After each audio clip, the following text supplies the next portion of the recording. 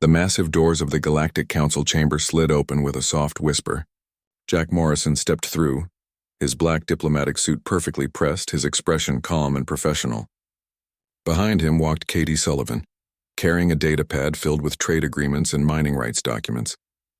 She looked nervous. Jack did not. The chamber was enormous, built to accommodate beings from hundreds of different worlds. Some delegates sat in chairs. Others floated in gravity fields. A few existed as pure energy contained in special vessels. The air smelled strange, a mixture of different atmospheres carefully balanced by the station's environmental systems. Jack had been to this chamber many times in the past 5 years. He knew every exit, every guard position, every camera angle. Old habits died hard. Once a soldier, always a soldier, even when wearing a diplomat suit. The council speaker, a tall being named Jorlin from the peaceful Luminar species, gestured toward the human delegation seats. His skin glowed with a soft blue light, pulsing gently as he spoke through the translation device all delegates wore. Ambassador Morrison, we welcome you. Today we discuss the mining rights in Sector 793. The Vorath Empire has made a claim. Earth has made a counterclaim. We must find agreement. Jack nodded and took his seat. Across the circular chamber he could see the Vorath delegation.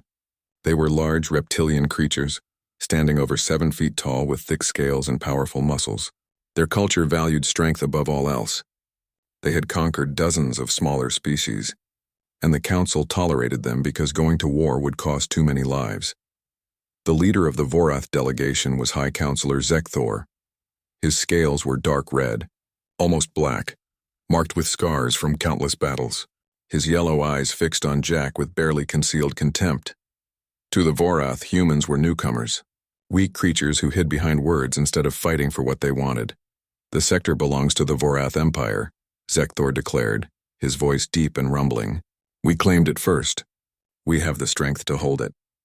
These humans should step aside. Jack stood slowly. He did not raise his voice.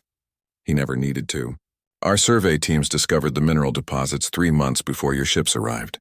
Under council law, first discovery grants primary rights. We're willing to negotiate a joint venture, but we will not surrender our legal claim. Katie tapped her datapad, bringing up charts and documents on the chamber's central display. The evidence was clear. Earth's claim was legitimate. Zekthor's eyes narrowed. His claws scraped against the armrests of his chair.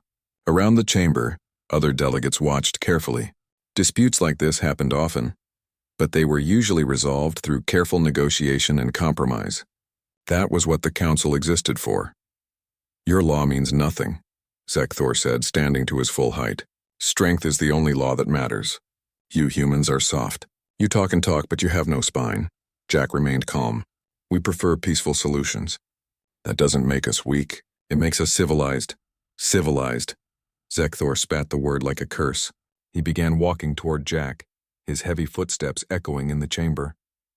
Council security guards tensed, but no one moved to stop him. The Vorath had diplomatic immunity. So did Jack.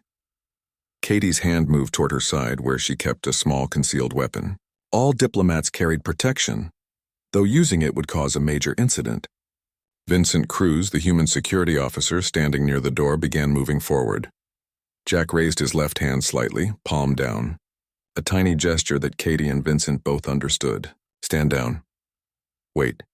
Zekthor stopped directly in front of Jack. The alien towered over him, easily twice his size and probably 4 times his weight. The High Counselor looked down at the human with pure disdain. You speak of civilization, but you are nothing. Your species discovered space travel barely 50 years ago. You are children playing at politics. You should learn your place. Jack met his eyes without flinching. We know our place. We're here, representing our interests following the law, just like everyone else. What happened next shocked the entire chamber. Zekthor's massive hand shot out, striking Jack across the face. The sound echoed like a gunshot. The blow would have killed most beings. Jack's head snapped to the side and he stumbled back 2 steps. Blood appeared at the corner of his mouth. The chamber fell absolutely silent. Nothing like this had happened in the council in over 200 years. Delegates from 100 worlds stared in shock. Some began activating their communication devices, sending urgent messages to their homeworlds. Katie's weapon was halfway out of its holster. Vincent was running toward them. Council security guards stood frozen, uncertain what to do. This was unprecedented. Jack slowly straightened. He touched his lip, looked at the blood on his fingers, then looked back at Zekthor. His expression had not changed. Still calm, still controlled. But something had shifted in his eyes. Something cold and dangerous that made the High Counselor take an involuntary step backward. "Katie," Jack said quietly, "holster your weapon. Vincent, stand down." Both of them obeyed, though Katie looked like she wanted to argue. Jack wiped the blood from his mouth with a handkerchief he pulled from his pocket. He took his time, methodical and precise. Then he spoke, his voice carrying clearly through the silent chamber. "High Counselor Zekthor of the Vorath Empire has just committed an act of violence against a diplomatic representative of Earth. Under Council law, this constitutes a breach of diplomatic immunity and an act of aggression against the human government." Zekthor laughed, a harsh barking sound. "What will you do, little human? File a complaint? Write a strongly worded letter? This is what happens when weak creatures pretend to be equals." Jack folded the handkerchief carefully and put it back in his pocket. "Speaker Jorlin, I request a 24-hour recess of these proceedings. I need to consult with my government about the appropriate response to this incident." Jorlin's glow had turned from blue to a worried purple. "Ambassador Morrison, perhaps we can resolve this through mediation. Violence in the Council is a serious matter, but 24 hours, Jack repeated firmly. "That is all I ask." The speaker looked around at the other delegates, then nodded slowly. "Granted. We will reconvene in 24 hours. I strongly urge all parties to seek a peaceful resolution to this unfortunate incident." Jack turned and walked toward the exit. His steps were measured and steady. Katie and Vincent fell in beside him. As they passed the Vorath delegation, Zekthor called out, "Running away, human? I expected nothing more. Your kind talks of rights and laws, but when faced with real strength, you flee like prey animals." Jack did not stop walking. He did not look back. He simply raised his voice enough to be heard throughout the chamber. "I'm not running, High Counselor. I'm giving you 24 hours to pray to whatever gods your people believe in. You're going to need them." The doors closed behind them. In the corridor outside, Katie grabbed Jack's arm. "Are you okay? That hit could have broken your neck."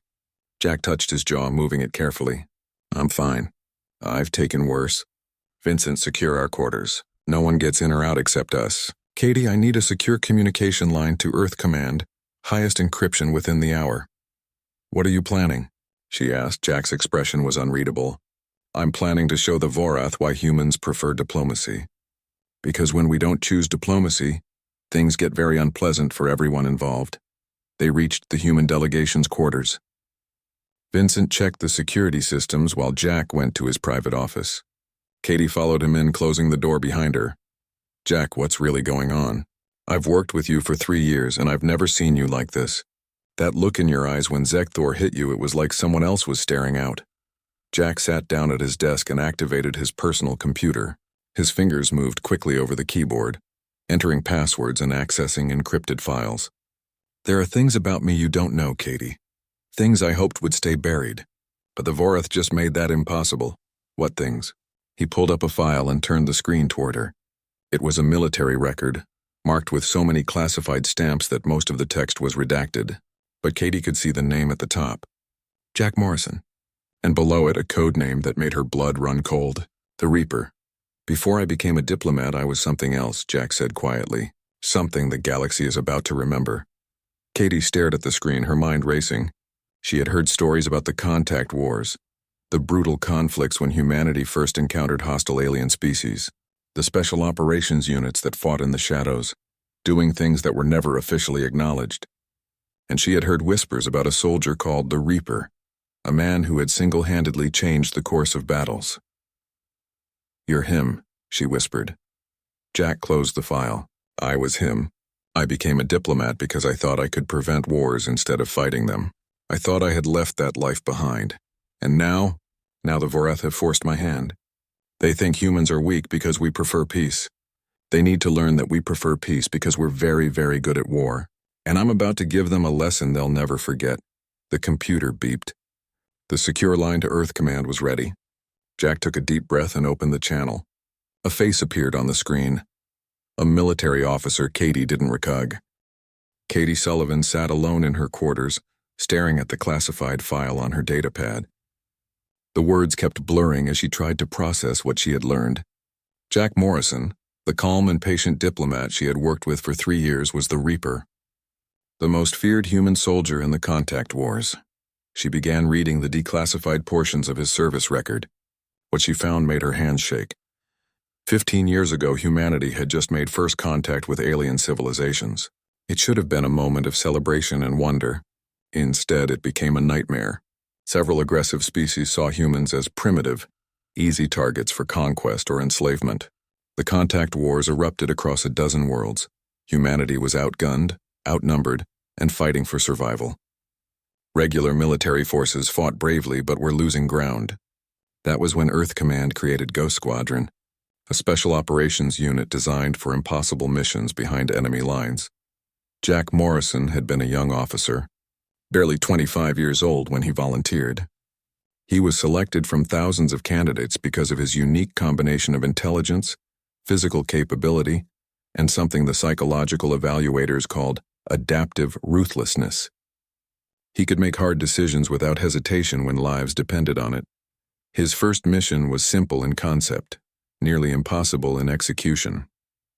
A hostile species called the Krathon had established a forward base on a human colony world. They were using human prisoners as slave labor in their mines. Regular forces could not reach the base without massive casualties.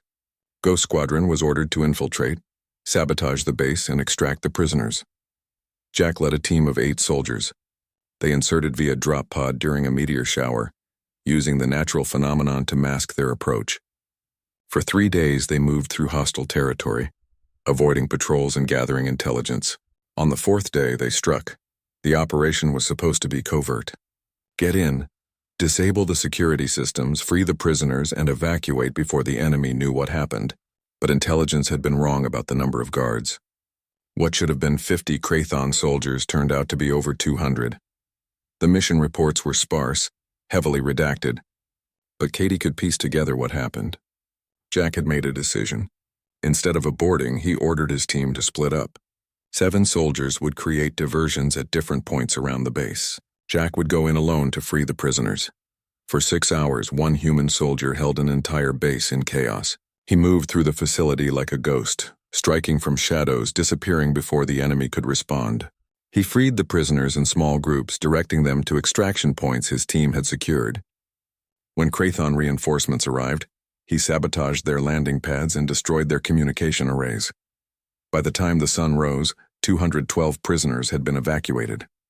The Krathon base was in ruins, and Jack Morrison had become a legend. The Krathon soldiers who survived the night spoke of a human who moved like death itself, impossible to see, impossible to stop. They called him the Reaper. That was just his first mission. Katie scrolled through more records. Operation Silent Thunder, where Jack had infiltrated an enemy capital city and eliminated 3 warlords who were planning a coordinated attack on Earth. Operation Broken Arrow, where he had destroyed an entire enemy fleet by sabotaging their command ship's reactor core. Operation Last Stand, where he held a strategic mountain pass for 72 hours against overwhelming odds, buying time for civilian evacuations. The numbers were staggering. Over 5 years of active service, Jack had completed 47 missions with Ghost Squadron. 47 missions that military analysts had rated as suicide operations.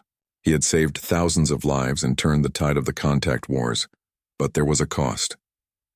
Katie found medical reports detailing injuries that should have killed him, psychological evaluations showing increasing emotional detachment, letters from his commanding officers recommending him for medals while simultaneously expressing concern about his mental state. The wars ended when humanity proved it could not be conquered easily.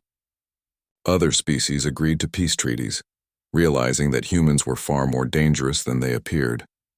Earth joined the Galactic Council as an equal member, and Jack Morrison disappeared. Katie found the record of his discharge from military service. It was marked as voluntary, honorable. He had simply walked away from Ghost Squadron, turned in his weapons, and enrolled in diplomatic training. For 10 years, he studied alien cultures, languages, and negotiation techniques. He became one of Earth's best diplomats, known for his patience and skill at resolving conflicts peacefully. No one had connected Ambassador Morrison to the Reaper. The military had classified his identity, and Jack had never spoken about his past. He had truly tried to leave that life behind, until today. A knock on her door made Katie jump. She closed the file quickly. "Come in," Vincent Cruz entered, looking grim. "We have a situation. 3 ships just dropped out of hyperspace near the station. They're broadcasting as civilian contractors, but I ran their transponder codes. They're military, Katie. Special Operations Ghost Squadron," Katie said quietly. Vincent nodded. "You know about Jack?" "I just found out." "How long have you known?" "From the beginning." "I served with him, Katie. I was part of Ghost Squadron. That's why I was assigned as his security officer. Earth Command wanted someone who knew what he was capable of, someone who could protect his secret." Katie felt her world tilting. "You've been lying to me for 3 years?" "I've been following orders." Jack's identity needed to stay classified. If other species knew who he really was, they would never have negotiated with him honestly. They would have been too afraid. He wanted a chance to build peace, not rule through fear. And now, Vincent looked out her window at the stars. Now the Vorath have forced his hand. They hit him in front of the entire council. They insulted humanity. Jack cannot let that stand, not as a diplomat and not as a soldier. The galaxy is about to see what we're really capable of. This is insane. One man against the Vorath Empire. You do not understand. Jack is not just one man. He's a symbol. During the contact wars, enemy soldiers told stories about the Reaper around their fires like humans tell ghost stories. They said he could walk through walls, that he could kill with a glance, that he never missed and never failed. Most of it was exaggeration, but the truth was scary enough. Vincent turned to face her. "The Vorath are warriors. They respect strength. Zekthor thought he was dealing with a soft diplomat. Tomorrow he's going to learn what a real human warrior looks like, and every species in the galaxy is going to watch it happen." Katie's datapad beeped. A message from Jack. "Both of you, my office now." They found Jack in his office, but he had changed. He wore black tactical clothing now, not his diplomatic suit. His posture was different, more alert, more dangerous. Several cases were stacked near his desk, marked with military codes. "The Council has accepted my request for trial by combat," Jack said without preamble. "Tomorrow morning in the arena. Zekthor has agreed to the terms. No weapons restrictions except no weapons of mass destruction. Fight until surrender or incapacitation." "Jack, you cannot," Katie started. He held up a hand. "I can and I will. This is not just about me. It's about humanity's position in the galaxy. The Vorath think we're weak because we prefer diplomacy. Other species are watching to see how we respond. If we back down, we'll be seen as easy targets. More incidents will follow, more violence. So you're going to fight a 7-foot reptilian warrior to prove a point?" Katie asked. "I'm going to win," Jack corrected. "And I'm going to make sure every species in the galaxy understands why humans survived first contact. Why we're not easy prey." "Why peace with humanity is better than war with humanity," Vincent spoke up. "Ghost Squadron has arrived. Your equipment is being delivered now. I've run preliminary analysis on Vorath physiology. I have some tactical suggestions," Jack nodded. "Good. Katie, I need you to monitor diplomatic channels. The other species are going to be placing bets, making predictions. I want to know what they're saying. Also, make sure our medical team is ready. This is going to be brutal." "Medical team for you or for Zekthor?" Katie asked. Jack's expression was cold. "For Zekthor. I'm going to hurt him badly, but I'm not going to kill him. Dead martyrs are dangerous. A defeated warrior who lives to tell the story is much more useful." A chill ran down Katie's spine. This was not the Jack she knew. This was someone else. Someone shaped by years of war and violence. The Reaper. Over the next several hours, Katie watched Jack prepare. He reviewed intelligence reports on Vorath anatomy, noting weak points and vulnerabilities. He studied recordings of Zekthor's previous fights, 17 of them, analyzing patterns and techniques. He tested weapons, checking balance and function with the ease of long practice. Vincent worked beside him, the two men falling into an easy rhythm that spoke of years working together. They barely needed to talk, communicating with gestures and glances. Meanwhile, Katie monitored the galactic networks. The news had spread fast. A human diplomat had challenged a Vorath High Counselor to combat. Billions of beings across hundreds of worlds were talking about it. Most were betting on Zekthor. The Vorath were legendary warriors, and humans were considered physically weak by galactic standards. Morning came too quickly. Katie had barely slept, her mind spinning with worry and fear. She dressed in her formal diplomatic attire and made her way to the arena level of the station. The corridors were crowded with delegates from dozens of species, all heading to witness the combat. The council arena was built for exactly this purpose, though it had not been used in over a century. It was a massive circular space, surrounded by viewing galleries that could accommodate thousands of spectators. Energy barriers separated the combat floor from the audience, ensuring safety while allowing perfect visibility. Katie found her seat in the human delegation's box. Vincent was already there, his expression grim. Below them, medical teams from various species were setting up equipment. Holo cameras hovered at strategic points, broadcasting the event across the galaxy. Billions of beings would be watching. The galleries filled rapidly. Katie could see representatives from every major species. The luminar glowed with worried purple hues. The crystalline Shantari refracted light nervously. Even the normally stoic Graven looked tense. This was more than entertainment. It was a moment that could reshape galactic politics. Speaker Jorlin stood at the center of a raised platform, his blue glow dimmed with concern. His voice carried through the translation systems. Today we witness trial by combat, sanctioned under ancient council law. High Counselor Zekthor of the Vorath Empire and Ambassador Jack Morrison of Earth have chosen this path. Let all present bear witness that this combat is legal and binding. The result will be recognized by all council members. He paused, looking around the arena. I pray both combatants survive, and that this settles the dispute peacefully. Let the fighters enter. A door on the far side of the arena opened. Zekthor emerged to thunderous cheers from the Vorath delegation and roars from other warrior species. He wore traditional Vorath battle armor, dark red plates that matched his scales. He carried a massive sword in one hand and a heavy shield in the other. His yellow eyes scanned the crowd, drinking in their approval. He looked even more terrifying than Katie remembered. 7 feet of pure muscle and predatory grace, moving with the confidence of someone who had never lost a fight. His 17 previous arena victories had all ended in his opponent's complete defeat. 3 of those opponents had died despite medical intervention. Zekthor raised his sword to the crowd and they roared louder. He was showmanship incarnate, every movement calculated to intimidate and impress. This was his element. He lived for combat. Then the opposite door opened. Jack Morrison stepped into the arena, and the crowd fell silent. He wore no armor. Instead, he was dressed in black tactical gear, lightweight and flexible. No decorations, no ceremony, just functional equipment designed for one purpose. His weapons were simple by galactic standards. A combat knife on his thigh, a sidearm on his hip, additional tools Katie could not identify attached to his belt, but it was his presence that made the difference. Jack did not acknowledge the crowd. He did not showboat or threaten. He simply walked to his starting position with the calm certainty of a man going to work. His eyes never left Zekthor. Katie noticed something that made her breath catch. Jack's expression was completely neutral. Not angry, not afraid, not excited, just focused. She had seen recordings of ancient Earth predators. Big cats on the hunt. They had that same look. Patient, inevitable. Zekthor seemed to notice it too.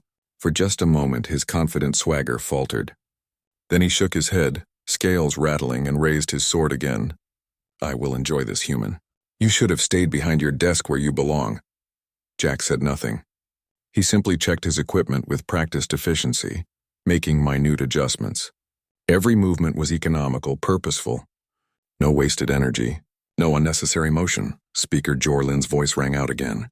The rules are as agreed. Combat continues until surrender or incapacitation. All weapons are permitted except those of mass destruction. Medical teams stand ready. May wisdom guide your actions. A tone sounded clear and sharp. The combat had begun. Zekthor charged immediately, his massive legs eating up the distance between them. He brought his sword down in a powerful overhead strike that would have cut most beings in half. The crowd gasped. Jack was not there. He had moved left, a simple sidestep that made Zekthor's blade strike empty air. The Vorath warrior's momentum carried him forward. Jack's foot shot out, catching Zekthor's ankle. Combined with the alien's own speed, It sent him stumbling. Zekthor caught himself, roaring in anger. He spun, shield up, expecting a counterattack, but Jack had already moved back, creating distance. He stood calmly, studying his opponent. This pattern repeated several times. Zekthor would attack with overwhelming force. Jack would avoid, deflect, or redirect rather than blocking directly. He never stood still, constantly moving, making himself a difficult target. The Vorath's superior strength meant nothing if his attacks could not connect. The crowd began to murmur. This was not the quick victory they had expected. The human was not fighting like other species did. He was not trying to match Zekthor's strength. He was doing something else entirely. Katie suddenly understood. Jack was not trying to win quickly. He was studying Zekthor, learning his patterns, his timing, his tells. Every attack gave Jack more information. He was treating this like a reconnaissance mission, gathering intelligence before committing to action. Vincent leaned close to her. Watch his eyes. He is tracking everything. Heart rate, breathing, muscle tension, weight distribution. Jack fights with his mind first, then his body. Zekthor was growing frustrated. His attacks became more aggressive, less controlled. He was used to opponents who either cowered or met his strength head-on. Jack did neither. He simply was not there when the attacks arrived, like fighting a shadow. 5 minutes passed. Then 10. Zekthor was breathing harder now, his movements slightly less crisp. The heavy armor and weapons required enormous energy to swing. Jack in his lightweight gear showed no signs of fatigue. Then something shifted. Katie saw it in Jack's posture. He had learned what he needed to know. Now the real fight would begin. Zekthor charged again, this time leading with his shield, trying to bash Jack aside. But Jack did not retreat. Instead, he moved forward inside the shield's arc. His hand shot out, striking a joint in Zekthor's armor at the elbow. The Vorath's arm went momentarily numb, his sword dipping. Before Zekthor could recover, Jack had spun behind him. A sharp kick to the back of the knee made the larger fighter stumble. Jack's hand struck again, this time at the base of Zekthor's skull, a nerve cluster Vincent had identified in his briefing. Zekthor roared in pain and surprise. He spun wildly, trying to catch Jack, but the human had already moved away. The crowd was on their feet now, watching in disbelief. The mighty Vorath warrior was being dismantled piece by piece. Jack was not fighting to entertain or prove anything. He was fighting to win, using every advantage humans had developed through millions of years of evolution and thousands of years of warfare. Precision over power, strategy over strength, patience over passion. The fight continued, but now everyone could see how it would end. Zekthor was strong, but Jack was relentless. Every exchange left the Vorath with a new injury, a new weakness. A cut on his sword arm that made his grip less sure, a damaged leg that slowed his movement, bruised ribs that made breathing painful. And through it all, Jack remained calm. Not cruel, not angry, just efficient. He was doing a job, and he was very good at his job.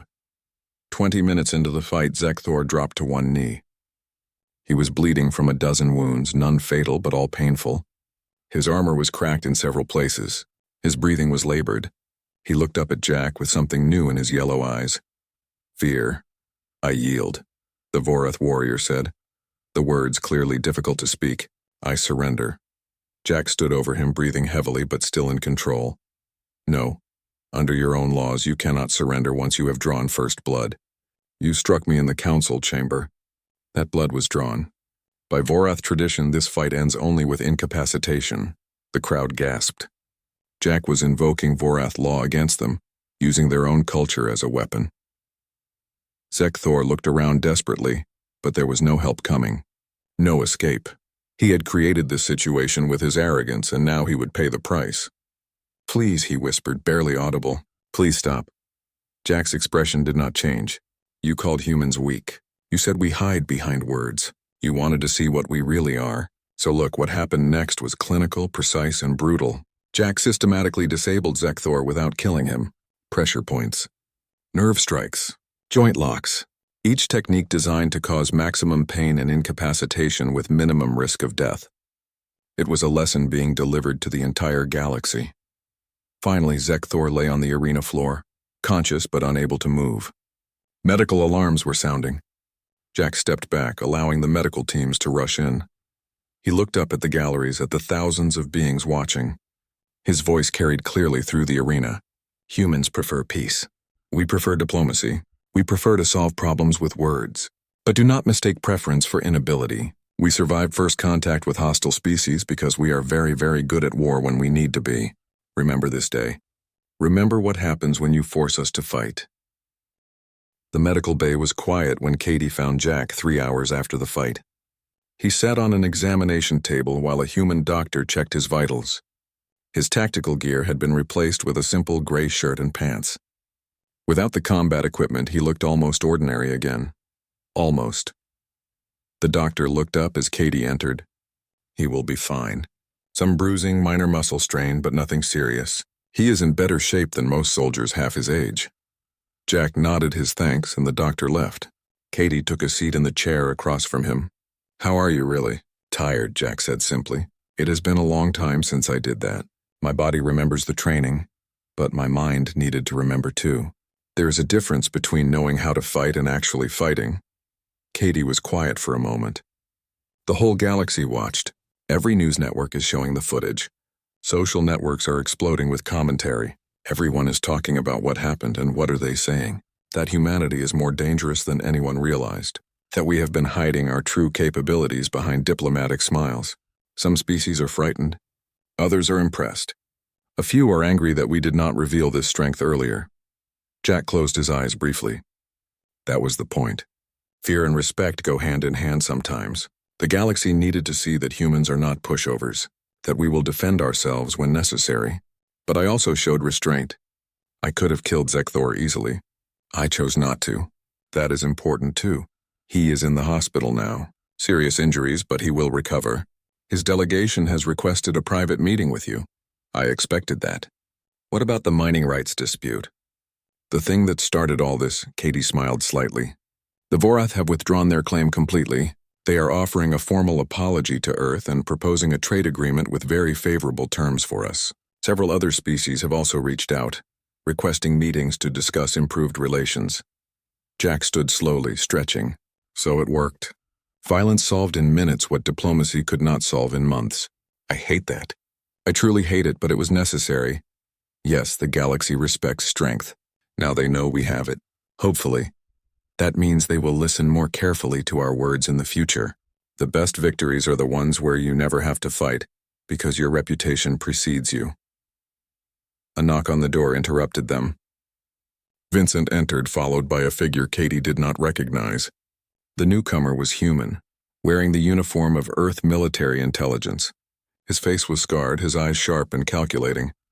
Jack straightened slightly. General Price, I did not expect to see you here in person. The general smiled thinly. When one of our most decorated soldiers comes out of retirement for a public combat demonstration, it warrants a personal visit. That was quite a show, Jack. Ghost Squadron would be proud. Katie realized this man must have been Jack's commanding officer during the contact wars. The person who had sent the Reaper on those impossible missions. What are you doing here? Jack asked carefully. Earth Command wants to discuss your future. You have proven that your skills are not as rusty as we feared. We have missions that require someone with your specific talents, someone who can operate in diplomatic spaces but can also handle situations that require more direct action. Jack shook his head. No. I came out of retirement for this one time because it was necessary. I am going back to being a diplomat. That is the life I chose. General Price raised an eyebrow. The galaxy knows who you are now, Jack. The secret is out. Do you really think you can go back to being just a diplomat? Every negotiation you attend, everyone will be thinking about what they saw today. You cannot put that genie back in the bottle. Then I will adapt. I have spent 15 years building a reputation as a peacemaker. Today does not erase that. It adds to it. Now people know I understand both sides of the equation. That makes me more effective, not less. The general studied him for a long moment. You have changed since the wars. Back then you were ice, necessary, effective, but cold. Now you actually care about peace. That is good. It makes you more dangerous in a way, because you will only fight when you truly must. Jack met his gaze steadily. I learned that war is not glorious. It is terrible, even when necessary. Every life taken is a failure of civilization. I will continue to work for peace. But the galaxy now knows that if peace fails, humanity can and will defend itself. Fair enough. But the offer stands. If you ever change your mind, Ghost Squadron would take you back in a heartbeat. You are still the best operator I have ever seen. Jack nodded. I appreciate that, sir. But my answer is no. My war is over. I fight with words now. The general left and Katie could see relief wash over Jack's face. You really mean it. You do not want to go back to that life. Being the Reaper nearly destroyed me, Katie. I became too good at killing. It stopped affecting me emotionally. That scared me more than any enemy ever did. I chose diplomacy to save my own humanity as much as to save lives. Today was necessary, but it does not mean I want to make it a habit. The next few days were busy. Jack met with the Vorath delegation in a private chamber. Zekthor attended via hologram from his hospital bed. The proud warrior looked diminished, humbled. He spoke first, his voice rough. Ambassador Morrison, I offer formal apology for my actions in the council chamber. I underestimated your species and your personal capabilities. It was foolish and arrogant. I have brought shame to my people. Jack sat forward. You made a mistake, High Counselor. But we all make mistakes. The question is what we learn from them. You learned that humans are not weak. I hope you also learned that we prefer peace not because we fear war, but because we understand its cost.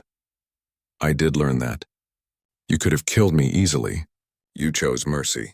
That is true strength. The Vorath Empire wishes to establish better relations with Earth. We have much to learn from you. Jack nodded. We accept your apology and we welcome improved relations. Let us move forward as equals who respect each other. The meeting ended with agreements on trade, cultural exchange, and mutual defense. What had begun as a violent confrontation had transformed into the foundation for lasting peace. Similar meetings followed with other species. Everyone wanted to understand humanity better. Jack used his newfound reputation carefully, always emphasizing peaceful cooperation, while making clear that humans would defend themselves if necessary. A week after the fight, Katie found Jack on the observation deck again, looking at the stars. The bruises on his face had faded. He looked like the diplomat she had always known, calm and thoughtful. How do you feel now that things are settling down? Jack smiled slightly, relieved, tired, hopeful. The galaxy sees us differently now. That opens doors for diplomacy that were closed before. We have a chance to build something better. Do you regret it? Revealing who you are? He was quiet for a moment. No, it was time. The secret was useful, but it also limited what I could accomplish. Now everyone knows that Ambassador Morrison and the Reaper are the same person. I can use that. Speak softly and carry a big stick, as an old Earth saying goes. Now the galaxy knows about the stick. Katie looked out at the stars. You know, Vincent told me something interesting. He said that during the contact wars, you were known for one thing above all else. Not your combat skills or your strategic mind, but your determination. You never quit, never gave up, no matter how bad things got. Jack nodded. That is what made me effective. Not strength or speed or even skill, though those helped. It was the absolute refusal to accept failure. When I was assigned a mission, I would complete it or die trying. There was no middle ground, and now? Do you bring that same determination to diplomacy? Always, peace is harder to achieve than victory in war. It requires patience, compromise, and endless effort. But I am just as determined to succeed at building peace as I was at winning battles. That has not changed. Only the battlefield is different. They stood together in comfortable silence, watching ships come and go from the station. The galaxy had changed. Humanity's position had changed. But Jack Morrison remained the same at his core. A man trying to make things better in whatever way he could. He had been death in a suit. The most feared warrior of the contact wars. Now he was something perhaps even more powerful. A diplomat backed by the knowledge that he could fight if he must. A peacemaker who understood war.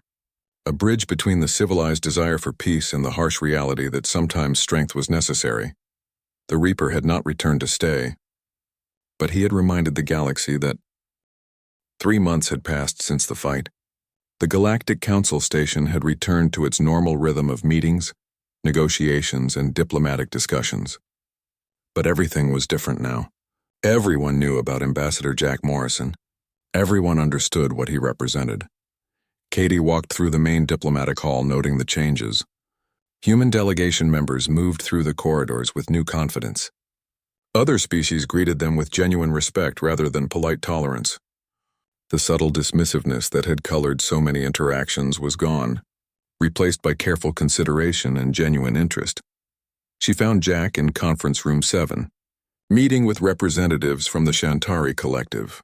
The crystalline beings sparkled in the light, their voices chiming like bells through their translation devices. "We have reviewed your proposal for joint research facilities," the lead Shantari was saying. "The collective finds your terms acceptable. We believe human scientific methods could complement our own quite well." Jack nodded, making notes on his datapad. "Excellent. I think this partnership will benefit both our peoples.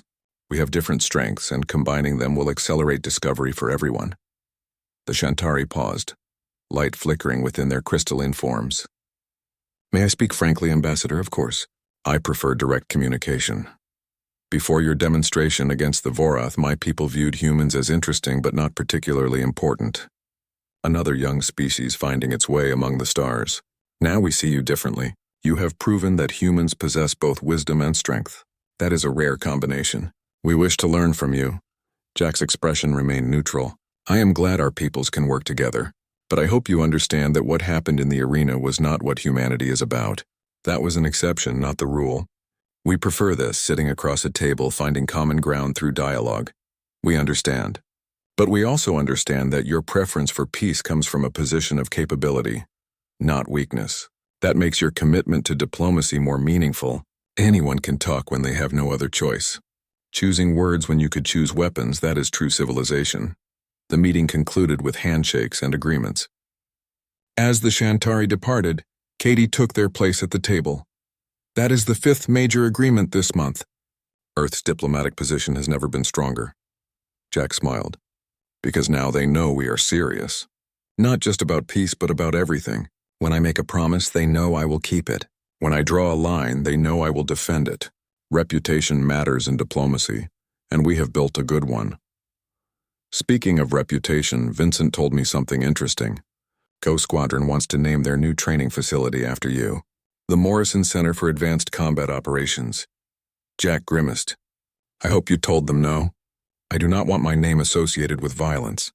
That is not my legacy. What is your legacy then? What do you want to be remembered for?" He looked out the window at the stars. "I want to be remembered as someone who built bridges, someone who prevented wars rather than won them. The fight against Zekthor was necessary, but it is not what I am proud of. These meetings, these agreements, these partnerships between species, that is what matters to me."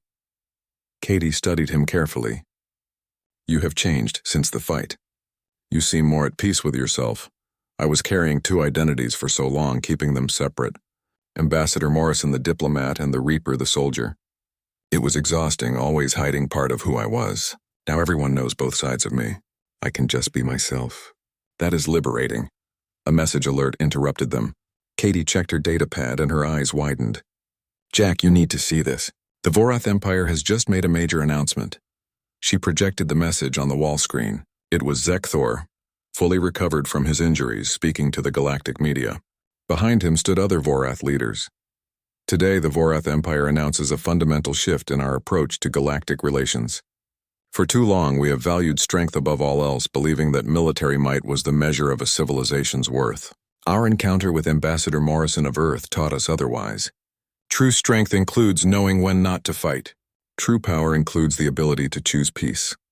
Zekthor paused, his yellow eyes steady. "I challenged a human diplomat because I saw diplomacy as weakness. I learned that I was wrong. Ambassador Morrison defeated me not just in combat but in philosophy. He showed that the most dangerous warrior is the one who fights only when all other options are exhausted. The Vorath Empire will learn from this lesson. We are establishing a new diplomatic corps, trained not just in combat but in negotiation, cultural understanding, and peaceful conflict resolution." Katie looked at Jack in amazement. "They are completely restructuring their government because of you." Jack watched the screen quietly. "Not because of me, because of what I represented. They saw that humanity's greatest strength is not our military capability, but our ability to choose when to use it. That is a lesson worth learning." Over the next few weeks, the changes spread throughout the galaxy. Species that had relied purely on military strength began investing in diplomatic training. Warrior cultures started teaching their children about negotiation alongside combat techniques. The entire galactic community was shifting toward a new understanding of power and civilization.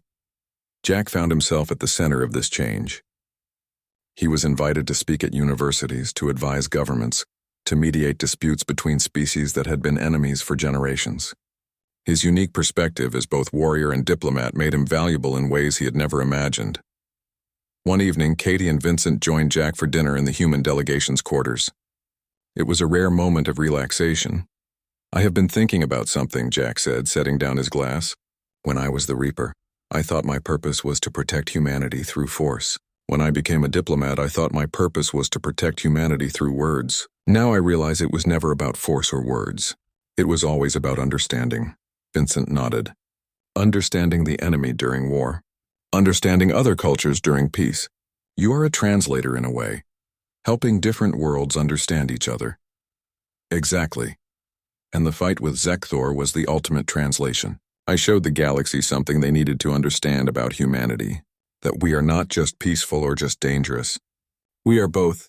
We contain multitudes, and that is okay." Katie raised her glass. "To containing multitudes, and to the man who taught the galaxy that lesson." They drank together, friends who had been through something extraordinary. Later that night, Jack stood alone in his quarters. He opened a secure case he kept locked in his closet. Inside was his old combat uniform from Ghost Squadron, black as midnight, marked with insignia and decorations. He looked at it for a long moment. For years he had hidden this uniform, ashamed of what it represented. All the violence, all the death, all the darkness of the contact wars, but now he saw it differently. This uniform represented survival, protection, the price paid for peace. It was not something to be ashamed of, but it was also not something to celebrate. It simply was part of his history, part of who he had become. He closed the case carefully and locked it again. The uniform would stay there, available if ever needed, but hopefully never worn again. That was the balance he had found. Ready but not eager.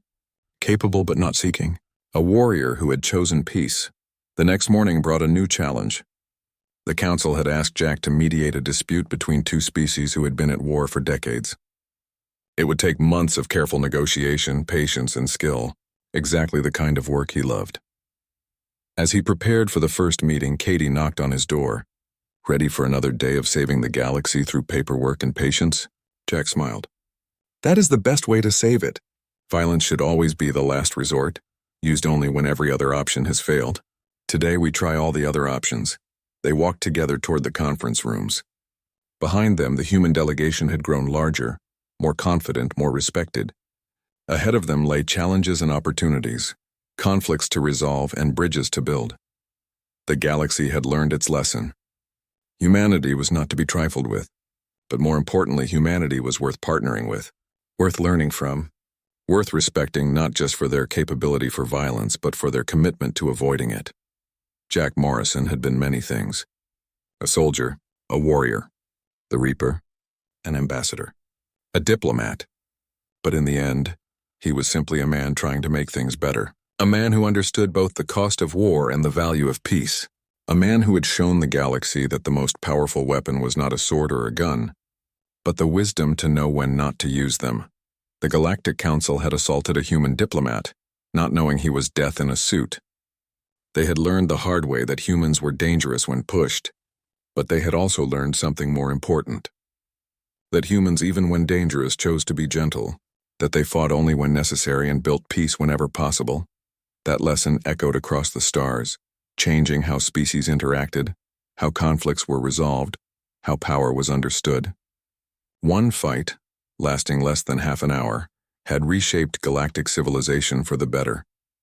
And at the center of it all was Jack Morrison, diplomat and warrior, peacemaker and fighter, walking calmly into another day of building.